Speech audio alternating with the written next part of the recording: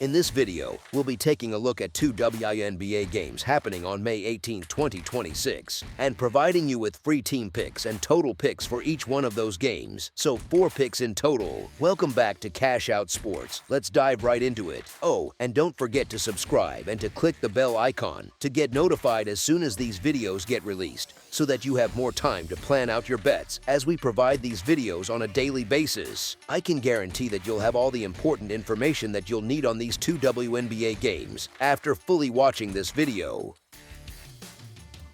One more thing before we start. If you would like to gain access to our best exclusive sports picks to take your journey to the next level, then check out our Patreon in the link down below, where we offer our best single picks, parlay picks, and much more. Now let's get started.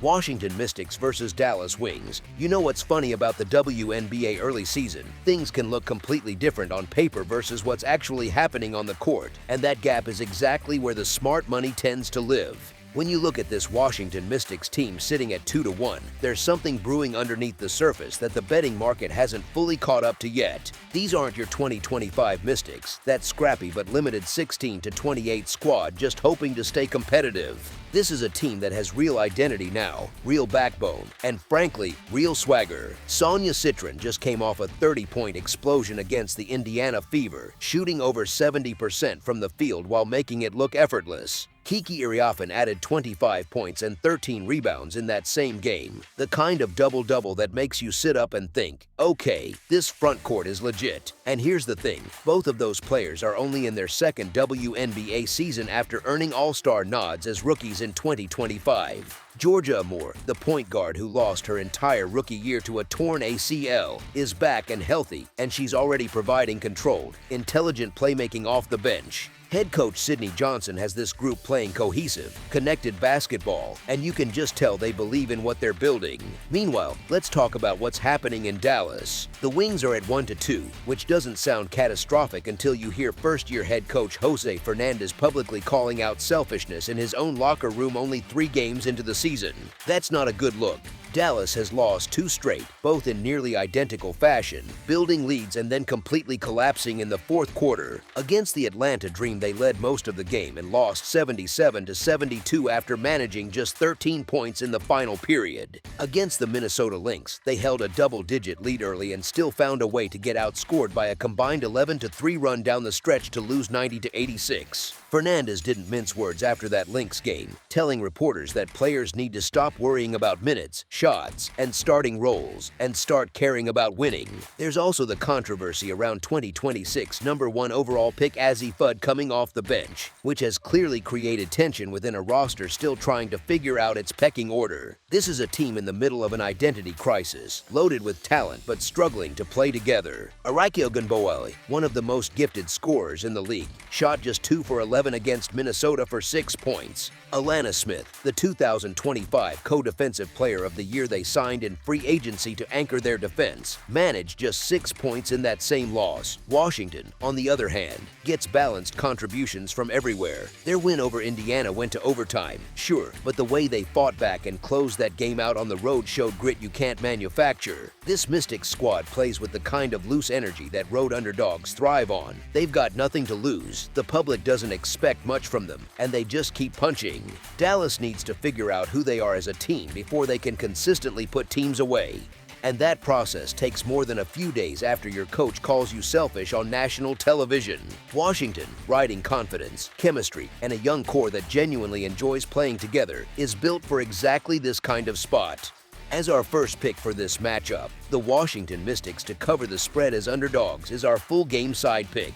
Now let's shift gears and think about how this game is actually going to be played, because the tempo and flow of this matchup paint a really interesting picture. Dallas has been on a noticeable offensive slide since their opening night explosion against Indiana, where they hung 107. In the 2 games since, they've scored 72 and 86. That's a team trending in the wrong direction offensively, and the internal chemistry problems only make that trajectory worse. When players are in their feelings about minutes and shot distribution, as their own coach openly stated, defended, the ball doesn't move. Possessions get stagnant, players hold it too long, and the kind of unselfish motion offense that generates easy looks just vanishes. Dallas managed just 15 assists against the Dream on 28 made field goals while shooting a brutal 15% from three. That's a team reverting to isolation basketball, and isolation basketball in the WNBA rarely produces high-scoring affairs unless you've got elite efficiency to go with it. Washington, for their part, has shown they can play in different scoring environments. They grounded out in a 68-65 road win over the Toronto Tempo in the opener, showing they're perfectly comfortable in a slower, grittier contest. Sure, the Indiana game was a high-scoring overtime affair, but strip out the extra period and the regulation pace was much more manageable. The Mystics also lose Cody McMahon to an elbow injury for this game, and McMahon put up 13 points on 50% shooting from three against the Fever. That's real offensive production walking out the door. Without her, Washington's ceiling on the scoring end dips a bit.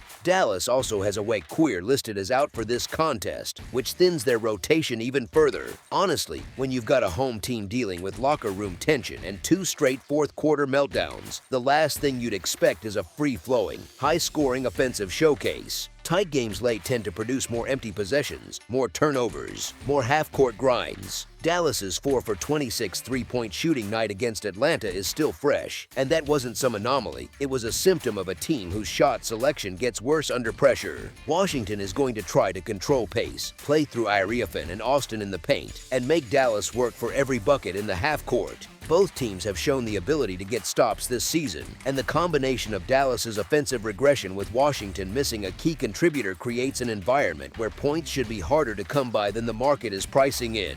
As our second pick for this matchup, under the projected total is our full game total pick.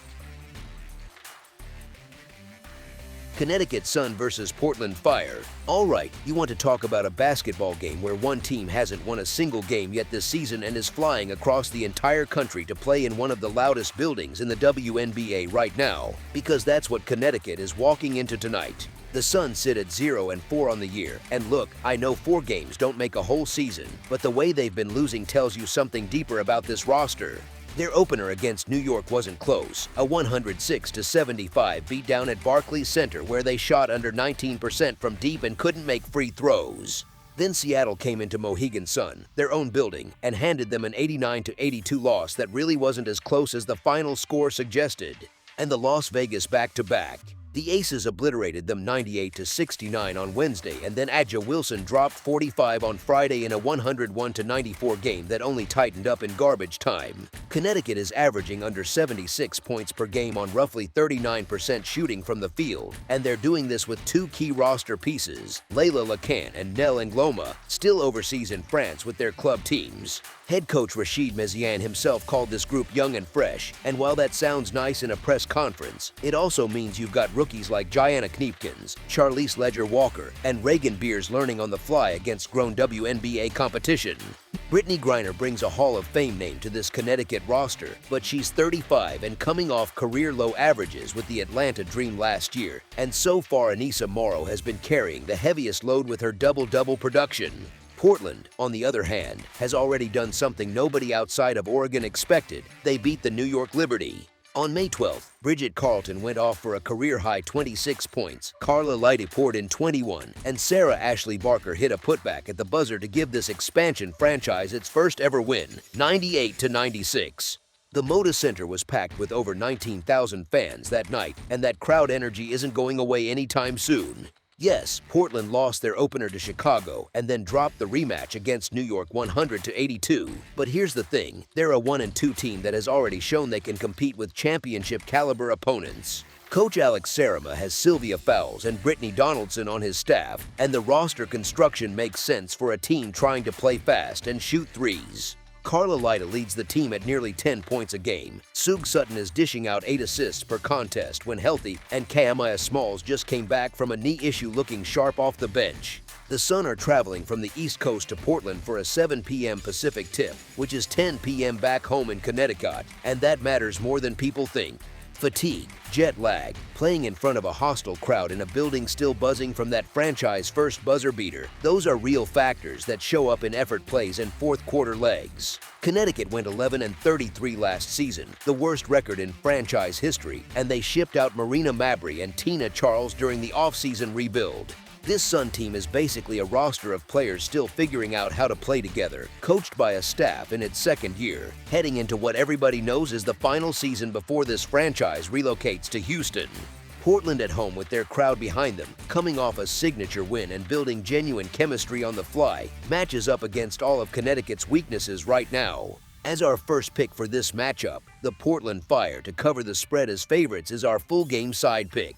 Both of these teams have a defensive identity crisis right now, and I mean that in the best possible way for anyone looking at the combined scoring potential of this game. Portland has given up 98 points to Chicago, 96 to New York in their win, and 100 in the rematch loss, meaning opponents are scoring at will against this expansion defense that ranks near the bottom of the league. But the Fire also put up 83, 98, and 82 in those three games themselves, so the scoring hasn't been one-sided. These have been full-throttle basketball games. The combined totals in Portland's three outings have been 181, 194, and 182. Let that sink in, because two of those three games cruised past 180 combined points and one of them nearly hit 200.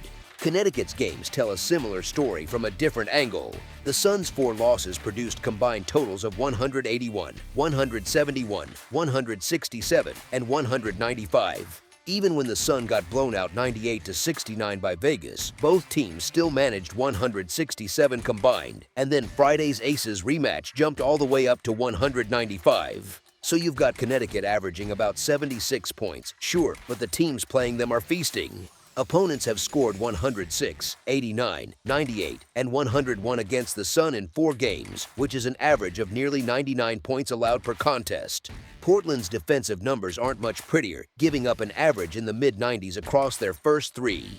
When two teams that struggle to get stops share the same court, possessions fly and the scoreboard keeps ticking. You also have to factor in the pace element here. Portland under Alex Sarama wants to push the ball and create in transition, which is smart when you're an expansion team without established half-court sets. The Fire showed against New York that they can score in bunches when the pace gets up and their shooters get going, with Carlton hitting 5 threes and Light attacking downhill. Connecticut doesn't have the defensive personnel to slow that down right now, especially without Lacan's perimeter defense and with a front court still figuring out rotations around Griner, Morrow, and Aaliyah Edwards. And on the other side, Portland's defense has been porous enough that even a struggling Connecticut offense should find openings they haven't had against elite competition like New York and Las Vegas. The Suns' young guards, Sanya Rivers and Haley Van Leet, could actually get going against a Portland backcourt that's still sorting out assignments. Honestly, this feels like one of those early season WNBA games where neither team has any incentive or ability to slow the game down, and both squads are just going to trade buckets for 40 minutes. As our second pick for this matchup, over the projected total is our full game total pick. That's all for now, so if you have any other games you would like reviewed, then leave a comment down below with the game you would like analyzed, subscribe to our channel, leave a like on this video, and we'll get to it as soon as we possibly can. We would also love to hear your opinion on the picks presented to you in this video, whether you agree or disagree with them, so leave a comment down below and do let us know.